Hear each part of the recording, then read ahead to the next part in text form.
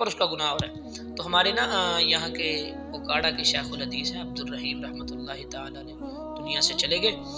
وہ ہمارے جماعت کے ایک مبلغ ہیں قاری بنیامین عابد صاحب حفظہ اللہ تعالی، میں ان کی تقریر سن رہا تھا تو اس کے اندر انہوں نے واقعہ یہ بیان کیا۔ وہ کہتے ہیں کہ ہمارے استاد محترم عبدالرحیم رحمۃ اللہ تعالی علیہ وہ شیخ الحدیث سے جامعہ محمدیہ اوکاڑا کے اندر، تو وہ کہتے ہیں کہ ہمارے ہاں نا ایک دفعہ ایسا ہوا کہ ایک بزرگ بندہ ہے، ہم پڑھ رہے تھے تو بچے تھے، تو وہ ان کے پاس ایک بزرگ آیا وہ استاد جی کے پاس، تو وہ کہنے لگا استاد جی کو کہ میں نے نا نماز کا طریقہ سیکھنا ہے اور میں نے وضو کا طریقہ سیکھنا ہے۔ تو وہ بڑے پریشان ہوئے، بچے کہنے ہم ہنسنے لگ رہے، یار بابا ہے بزرگ آدمی ہے ساری زندگی بابا جی تو گزار دیتی۔ تو کہنے لگے کہ بزرگوں کو، بابا جی کو، کہ بابا جی بتائیں آپ نے ساری عمر کبھی وضو نہیں کیا؟ اس نے کہا جی میں نے نہیں کیا۔ تو کہنے لگے کہ اگر آپ نے وضو نہیں کیا تو بیسیکلی آپ نے اسی بات یہی چیز ہے کہ آپ نے پھر کبھی نماز بھی نہیں پڑھی ہوگی۔ تو اسی طرح تو بابا نے کہا جی ہاں میں نے کبھی نماز بھی نہیں پڑھی۔ تو شیخ صاحب نے کہا جی بتائیں آج آپ کو کیسے یہ آپ کے دل میں بات ہے کہ آپ نماز پڑھیں، آپ وضو کا طریقہ سیکھنے ہیں؟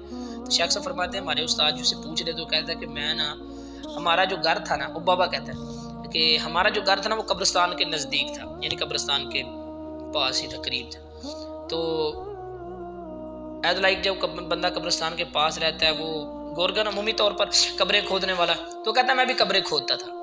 وہ کہنے لگا کہ ایک دفعہ نا شیخ صاحب ہمارے پاس ایک بندہ آیا، اس نے کہا جی 2 قبریں کھودنی ہیں۔ تو ہم نے کہا جی ٹھیک ہے۔ تو 2 قبروں کا ہمیں آرڈر ملا۔ وہ بزرگ ہی اپنی بات سناتے، وہ کہتا ہے جب ہم قبریں کھودنے لگ گئے، قبریں کھودتے کھودتے یہ وقت آن پڑا کہ دوپہر ہو گئی۔ تو میرے ساتھ ایک ساتھی اور بھی تھا، میں نے اس کو ساتھ لگایا، قبریں کھودنا مشقت کا کام ہے آپ جانتے ہیں۔ تو وہ کہتا ہے کہ میں تھک گیا، وہ بزرگ کہتا ہے، وہ کہتا ہے میں تھک گیا۔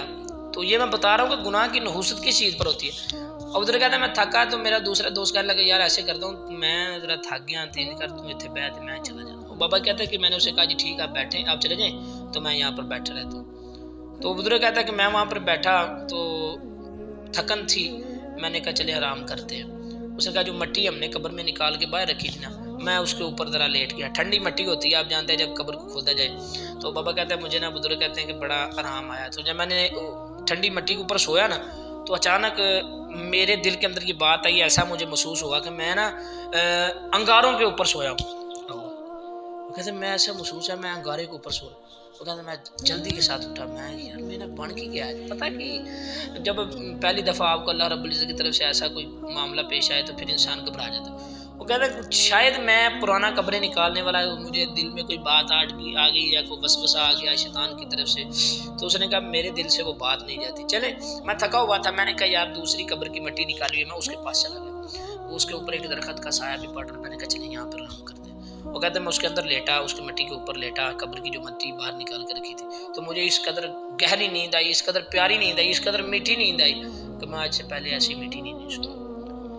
وہ کہتا میں آج سے پہلے ایسی نیند سویا ہی نہیں، جب سویا اتنا سویا کہ مجھے میت کے وہ رسا نے آگے دکھا، وہ بابا جی اٹھو، آج اپنا مردہ تھا۔ اس نے کہا جی اچھا وہ اپنا اچھا، انہوں نے کہا جی اچھا آپ مردہ لے کر آئے؟ جی مردہ لے کر آئے۔ تو 2 ہم نے قبریں نکالی ہوئی ہیں، آپ جس کا انتخاب کریں آپ اس کے اندر دفنا۔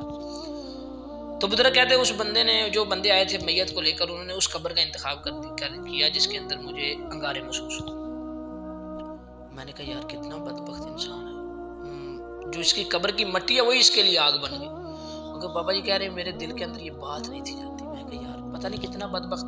اور بابا کہتے ہیں جب میں اس کو قبر کے اندر لٹا رہا تھا تو لٹانے کے ساتھ جب میں اس کے ورثاء سے پوچھا یار یہ بندہ کیسا ہے جس کو آپ لے کر آئے، تو کسی نے بھی اچھی بات نہیں کی ہے۔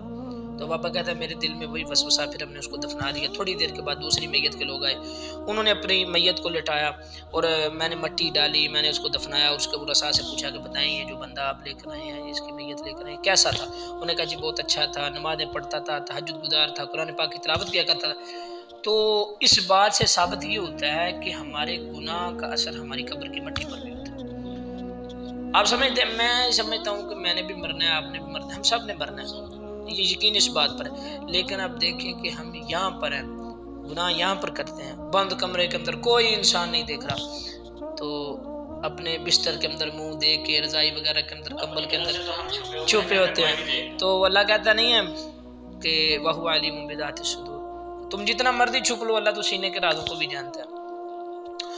تو بابا کہتا ہے کہ یہی بات جو ہے نا مجھے اللہ کی طرف لے کر آئے گی یار۔ دیکھو، تو سمجھانے کا مقصد یہ تھا کہ اس بات کے اندر یہ ہمیں میسج ملتا ہے کہ آپ دیکھیں گناہ ہم یہاں پہ کرتے ہیں، اثر ہمارا وہ قبر کی مٹی پر ہو رہا ہے۔ تو اسی واسطے ہم کو گناہ نہیں کرنا چاہیے، جتنا گناہ سے ہو سکے پرہیز کریں، گناہ سے اپنے آپ کو دور کریں۔